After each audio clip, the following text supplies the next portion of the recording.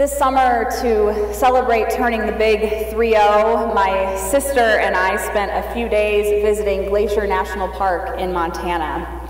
There were many reasons why I chose Glacier. It was our grandparents' favorite national park, more so than even Yellowstone and Yosemite.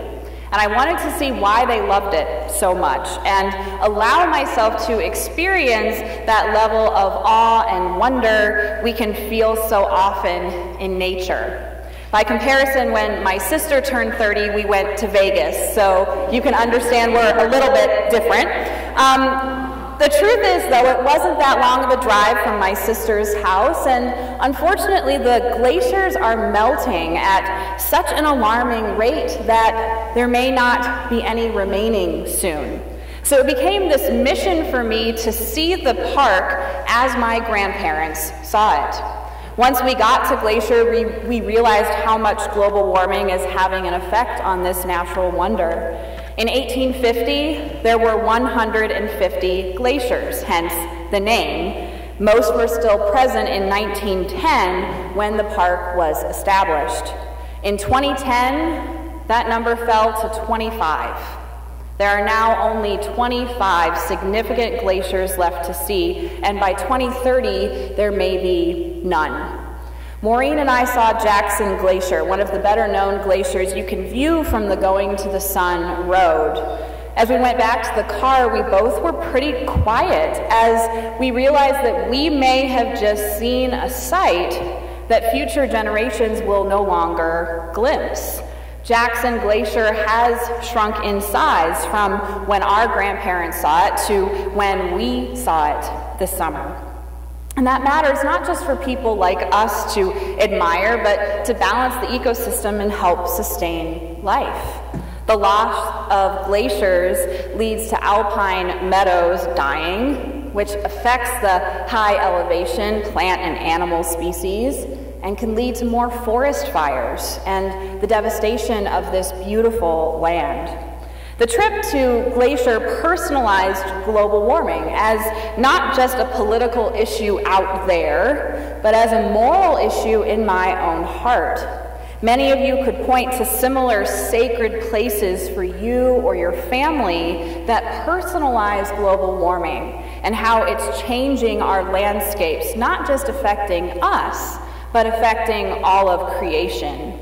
Being rather educated people, we probably already know that global warming is a present reality and not some future prediction. Since around 1970, our average temperature in the US has increased by almost 2 degrees, and temperatures could rise another 2 to 4 degrees over the next few decades.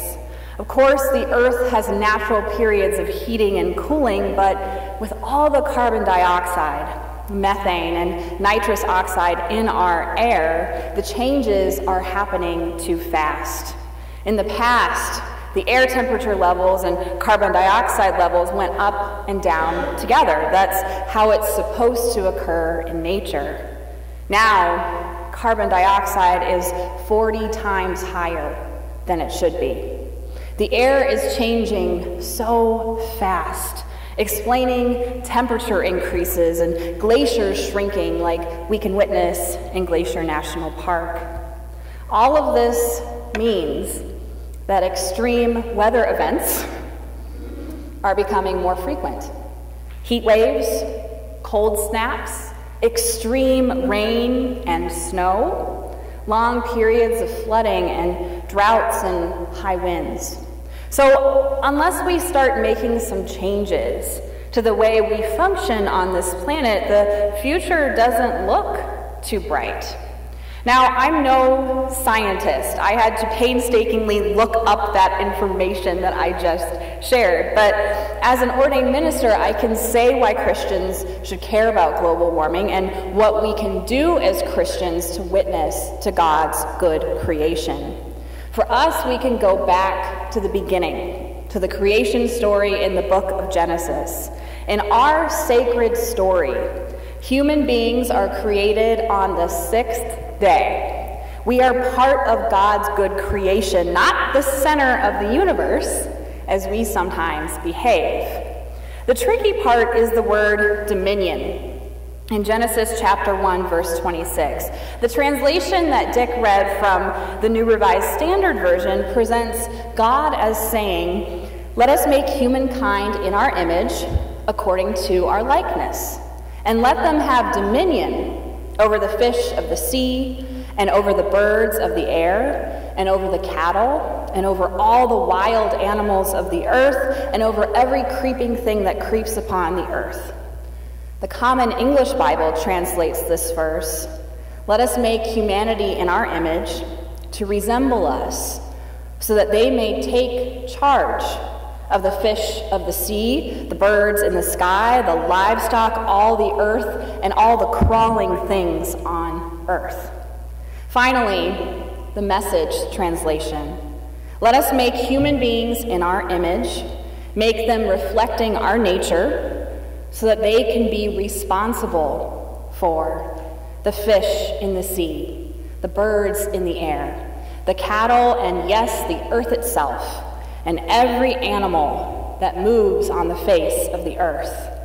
Can we see how translating one word from Hebrew into English makes a huge difference in the way we see humanity's role on this earth, as presented in chapter 1 of the book of Genesis?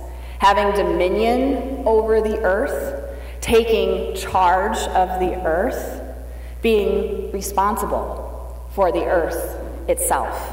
Why? Because we reflect God's nature. We resemble God. We possess the likeness of God. Suffice it to say that all of these concepts can point to stewardship. To be a steward means to manage other people's property, finances, or other affairs. When we are God's stewards, we're taking care of creation. We're responsible for the earth God gives out of love for all creation, not just human beings. It reminds me of the little prayer loved far and wide by dog owners like me. "Oh God, help me to be the person my dog thinks I am." Sorry to say there's not a similar prayer for cat owners, and I'll just leave it at that. Since we humans are feeling and thinking beings, then maybe we have a responsibility to care for the earth and the creatures with whom we share this earth, to be good managers and caretakers. We can be co-creators with God and help God mend the world. There's this concept in Hasidic Judaism called tikkun olam, that human beings participate in the drama of mending the world. We can't passively sit on the sidelines and expect others to fix the problems that we see, not when we can be active co-creators. Some would say that God is light and love. In the act of creation, God actually diminished God's own self. God spread light and love out into the world, gifting each one of us the divine spark of God. You know, being made in the very image and likeness of God and all. Picture Michelangelo's The Creation of Adam, where God reaches out to give the spark of life to Adam. Now, God's probably not a white bearded dude in the sky, but you get the idea. So when we help God mend the world, we spread some of this light and love and give some of those gifts back to God. Greg Mobley, my former Old Testament professor, describes tikkun olam by writing, "Before time, the blinding, infinite light exploded into 1 billion sparks. The creation of the many left the one diminished. It is the sacred duty of every person to let his or her little light shine, shine, shine, one good deed at a time, and thus restore the full brilliance of the light of lights." That's the thing about the creation story in Genesis or global warming. They are such huge concepts, such mind-blowing occurrences that it's hard to consider our place in the story and what we can possibly do to make a difference. That's why tikkun olam can be really moving. When we let our little lights shine, One good deed at a time, we're restoring the brilliance of God. We're living into the idea that we are created in God's very image and we have been entrusted with the earth to be responsible for. We can be God's stewards of this great, big, beautiful earth. Of course, we can take this on a metaphorical level. We're looking for truth and meaning in the sacred stories. Jesus taught us in our tradition to love God with our hearts, souls, minds, and strengths, and to love our neighbor as ourselves. If we truly and completely love God, doesn't it make sense that we should love this world that comes from God, this world that God entrusted to our care? So let's end with some good old practical hope. What can we do to be good stewards? Hopefully you saw the story we linked in e-notes about our own Alice Van Ivra, who formed the group Save Tomorrow with her friend Mari McBride. A few years ago, when they were only in 3rd grade, Alice and friends testified in front of the Lexington Board of Selectmen to change restrictions in our town for solar panels on public buildings. They quoted Dr. Seuss's The Lorax. Unless someone like you cares a whole awful lot, nothing is going to get better. It's not. The solar panel article passed unanimously, and they even got a round of applause, which is not supposed to happen at those meetings. So even if it might have passed without the girls witnessing to climate change, it's really important for us to speak out when we feel passionately about making this world better for future generations. And it's never too early or too late to begin helping God mend the world. Today there is an optional political response to this national preaching on global warming. We can send postcards to Senators Markey and Warren, which affirm that we have a moral obligation to protect the planet, and we call on them to support the EPA's carbon pollution standards for new and existing power plants. The good people at Interfaith Power and Light make it easy for congregations to take action as we are so moved this morning. And what I find really cool about it is you'll notice on the postcard there are symbols on it of Islam, Judaism, Christianity, and Hinduism. So this really is an interfaith effort, which I find incredibly important.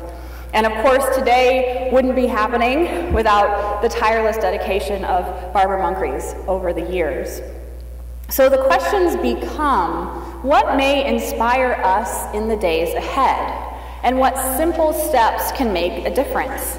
As I shared with the children this morning, it's about our daily habits. Can we walk or ride our bikes sometimes? Turn off the lights, unplug our cell phone chargers, change our laundry habits, put on a sweater instead of turning up the heat, take shorter showers, drink tap water, plant some trees, weather permitting, and reduce, reuse, recycle.